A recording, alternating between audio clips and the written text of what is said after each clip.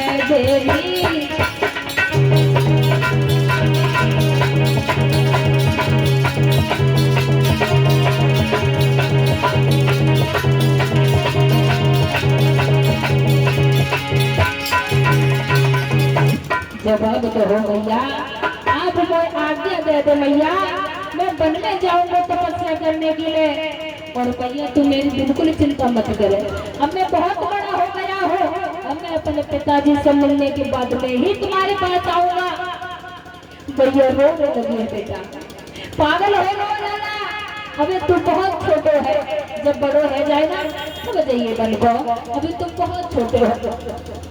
भैया रोने लगी है, गोदी में बैठा है लाला, लाला मेरी एक बात सुन ले, पागल ना हो जा बेटा, रो करके सुनी थी कहने लगी है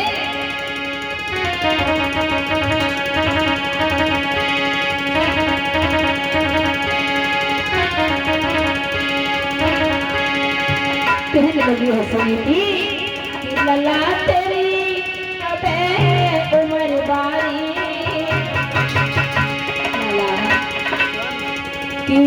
लला तेरी अबे उम्र बारी, और उठरे नए दूध के तात,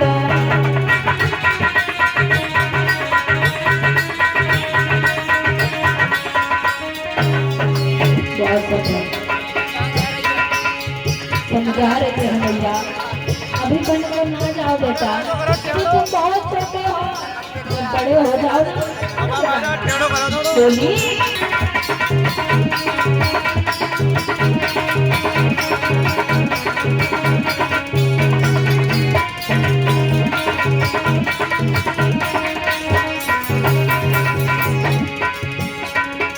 अरे उम्र कैसी ठानी,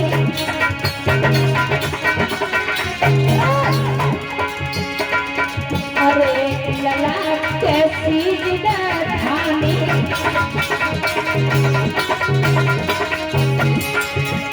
और सुबह से पहले पियो नए पानी।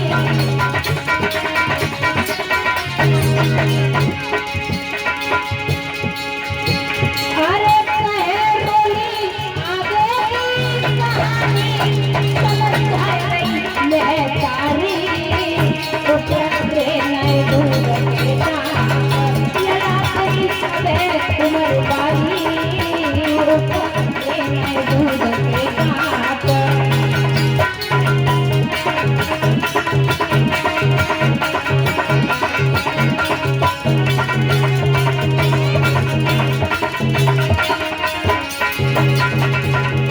समझा रही है मैया, लाला अभी तुम बहुत छोटे हो, अभी बन को ना जाओ, जब बड़े हो जाओ तब जाना। लेकिन भरत नहीं मान रहा है मैया। आप मैं आज्ञा दे दे मैया, मैं बहुत बड़ा हो गया हूँ। ध्रुव ने आज मैया की एक बात नहीं मानी, अपने छोटे छोटे हाथों से ध्रुव ने मैया के पैर छुए हैं, और पैर छूने के बाद में जवाब दो मैया, आशीर्वाद तो दे दे जो मैं भगवान को प्राप्त कर सकूं। मैया रो रही है, कह रही लाला कैसे आशीर्वाद दे दूं, अब मैं किसी के सहारे रहूंगी, कोई और लाला मेरे पास ना आए है मेरे लाल। ध्रुव को जब मैया ने आज्ञा ना दी, ध्रुव ने अपने छोटे छोटे हाथों से मैया के पैर छुए हैं। पैर छूने के बाद में ध्रुव चल पड़ा है बढ़िया की ओर में, चल दिया है बन को। इधर सुनीति रो रही है, लाला रुक जाओ, ना जाओ बन को। अरे गरा दिल कट छोड़ी मात, गरा दिल कट छोड़ी मात, बन भाजे गए ओ तारी।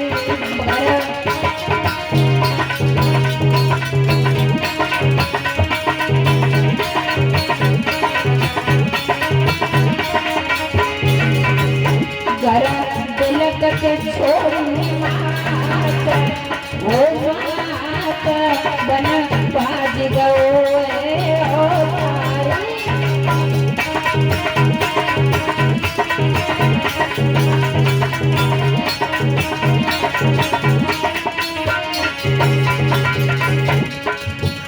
अरे रोई कर में मात बिचारी, अरे रोई रही घर में मात बिचारी। अरे अब आगे का होए ओ तारी।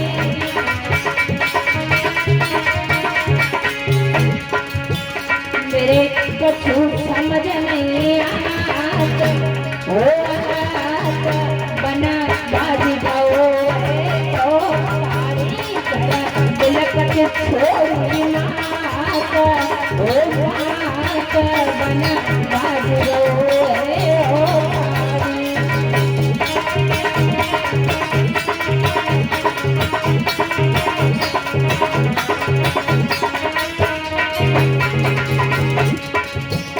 अरे एक राजा ने खबरें सुन पाई, अरे उस राजा ने खबरें सुन पाई। अरे उन कई भेजी गए सिपाही,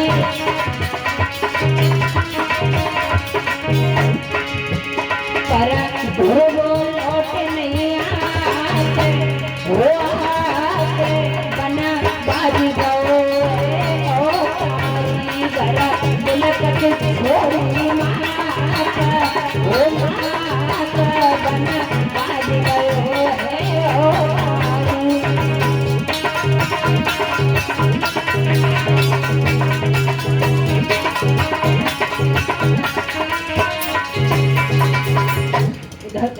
ध्रुव चला है, मैया के पैर छुए हैं, मैया को रोता बिलखता छोड़ के और आगे बढ़ा।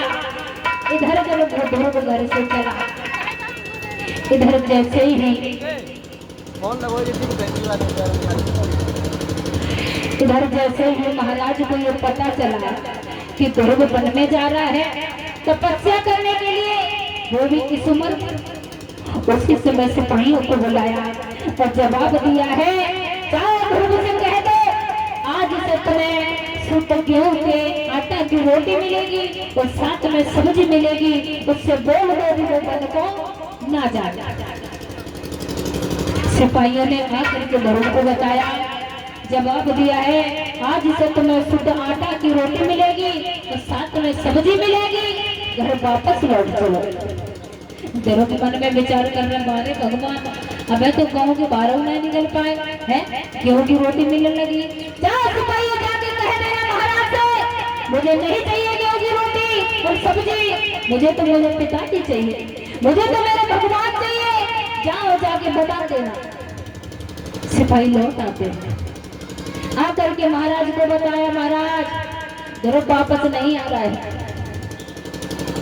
महाराज कहने लगे, ध्रुव से जाके कह देना आज से उसे आधा राज्य और बांट दिया जाएगा, उसे आज के बाद टूटे बंगला में रहने की कोई आवश्यकता नहीं है। सिपाही फिर आए, फिर बताया है ध्रुव को, जवाब दिया है, आज से तुम्हें आधे राज्य का मालिक बना दिया है, चलो वापस घर। ध्रुव कहने लगा, बारे भगवान गांव के बाहर निकल पाए, पूरा राज्य में मिल गया, जाओ जाके बता दो महाराज को मुझे कुछ नहीं चाहिए, अगर मुझे चाहिए तो केवल मुझे भगवान चाहिए, मुझे मेरे पिताजी चाहिए, मुझे कुछ नहीं चाहिए। इधर जब सिपाहियों के कहने से ध्रुव वापस नहीं आया, ध्रुव चला है, पहुंच गया है पियावन जंगल में। जब जंगल में ध्रुव पहुंचा, उसी समय देव ऋषि नारद का आना हुआ। लड़के कौन है तू और इस जंगल में इतने समय क्या कर रहा है तू? अरे तुझे नहीं पता है अभी कोई शेर भेड़िया आकर के तुझे खा जाएगा, क्या करने आया है यहाँ पे? ध्रुव कहने लगा, बाबा अरे तुम कौन हो है? जब तुम्हें शेर भेड़िया ना खाए रहे तो हमें कैसे खाए जाए? देव ऋषि नारद कहने लगे, देखने में तो बड़ा छोटा लगता है, लेकिन बातें देखो कैसी इसकी जीभ चल रही है, कैसी की तरह है? चला जा घर पे वापस, अरे तेरी मैया तेरा इंतजार कर रही है। ध्रुव कहने लगा, बाबा मैं घर वापस जाने के लिए नहीं आया हूँ यहाँ पे, फिर क्या करने आए? जवाब दिया, अरे मैं तो अपने पिताजी से मिलने आया हूँ। पिताजी? बोले हाँ। अरे इस जंगल में पिताजी कहाँ से आए तुम्हारे? जवाब दिया, तुम मेरे पिताजी को नहीं जानते? अरे मेरे पिताजी को तो पूरा संसार जानता है, पूरी दुनिया जानती है, तुम मेरे पिताजी को नहीं जानते? देव ऋषि नारद बोले, अरे कौन है तुम्हारे पिता, कहाँ रहते हैं वो? ध्रुव कहने लगा, मेरे पिता हैं भगवान ईश्वर, अब वो हर जगह रहते हैं। देव ऋषि नारद समझ गए, अच्छा तो तुम तपस्या करने के लिए आए हो, भगवान के नाम का गुणगान करने के लिए आए हो? जवाब दिया हाँ। बोले अच्छा। तो देव ऋषि नारद बोले, अच्छा एक बात बताओ, तुमने कोई गुरु बनाए? गुरु? ध्रुव कहने लगा, महाराज ये गुरु क्या होते हैं?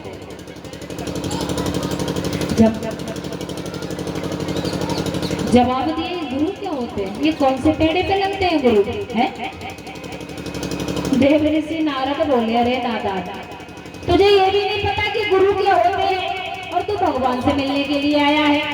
बोले हाँ। देव ऋषि नारद बोले, बेटा गुरु कोई पेड़े पे नहीं लगते हैं, गुरु बनाए जाते हैं। बोले अच्छा फिर? देव ऋषि नारद बोले, जब तक तुम गुरु नहीं बनाओगे तब तक तुम्हारा कल्याण नहीं होगा और साथ में तुम्हें भगवान की प्राप्ति नहीं होगी। गुरु बनाना हर इंसान के लिए बहुत जरूरी है। ध्रुव कहने लगा, महात्मा जी अब हम इस बगिया में गुरु कहाँ से लाए? अब ऐसे करो तुम ही गुरु बन जाओ। नारद बोले, बाजी वाह, जो बोले सोई तारो खोले हैं, हमें शिक्षा दे रहे हैं और उल्टे हम सही कह रहे हो, हमें गुरु बन जाए। बोले हाँ बाबा आज तुम ही हमारे गुरु बन जाओ। देव ऋषि नारद बोले ठीक है, हम तुम्हें एक मंत्र देते हैं और जब तुम भगवान की तपस्या करने के लिए जाओ तो उस मंत्र का जाप करना, तुम्हें भगवान की प्राप्ति हो जाए। बोले बताओ। जवाब दिया है ओम नमो भगवते वासुदेवाय नमः। जवाब दिया इस मंत्र का आपको जाप करना है। ध्रुव कहने लगा महाराज एक बार और बताओ, समझ में नहीं आई। जवाब दिया है ओम नमो भगवते वासुदेवाय नमः। बोले ठीक है। देव ऋषि नारद ने कहा है जब तुम बगिया में जाओगे तो एक कैट के फल का जो वृक्ष है उसके नीचे आप आसन लगा के बैठ जाना, वहीं पर समाधि लगा लेना और भगवान के नाम की बात देखना, तुम्हें भगवान के दर्शन अवश्य हो जाएंगे। ध्रुव चला है इधर। ध्रुव जब पहुंच गया है काली के किनारे पर, वृक्ष के नीचे बैठ गया। ध्रुव का पहला आसन 5 दिन का लगा। पहला आसन 5 दिन का लगा। ध्रुव की जब आंख खुली तो एक कैट का फल पड़ा हुआ था, उसको थोड़ा खाया, एक गुंजन पानी पिया और फिर से समाधि में लीन हो गए। ध्रुव का दूसरा आसन 25 दिन का लगा। 25 दिन के बाद जब ध्रुव के नेत्र खुले तो कैट के पत्ते पड़े हुए थे, उनको बीजा, उसमें से जो रस निकला उसको पिया और पीने के बाद में ध्रुव ने एकदम से तन समाधि लगा ली। एक अंगूठे पे खड़ा हो गया ध्रुव। इधर जब एक अंगूठे पे ध्रुव खड़ा हो गया, अब तो ब्रह्मांड हिलने लगा। ध्रुव घोर तपस्या करने लगा है। जब ब्रह्मांड हिलने लगा उसी समय देव ऋषि नारद इंद्र के पास पहुंचे। इंद्र कहने लगा ये ब्रह्मांड कैसा हिल रहा है? जवाब दिया है तुम्हें नहीं पता है? अरे ये बहुत छोटा सा ध्रुव भगवान के नाम की घोर तपस्या कर रहा है, तुम यहीं बैठे रहो, तब तक सारा खेल खत्म हो जाएगा तुम्हारा। उसी समय इंद्र ने 5 अप्सराओं को बुलाया। अप्सराओं को बुला करके जवाब दिया जाओ ध्रुव की समाधि को टिका के आओ। इधर वो 5 अप्सराएं जब चल रहे 16 श्रृंगार करने के बाद में पहुंच गई है महाराज ध्रुव के पास में। इधर जब ध्रुव को रंभाने देखा तो मन में कहने लगी बहना जो तो बहुत छोटो है? दूसरी बोली देखना देखने में कितना सुंदर लग रहा हो। एक कहने लगी मन तो ऐसा कर हो जाए गोदी में ही उठा ले। आपस में बातें कर रही हैं वो अप्सराएं और बोल रही जाए नाच कूद तेरे जाए नीचे तू तो बालक है।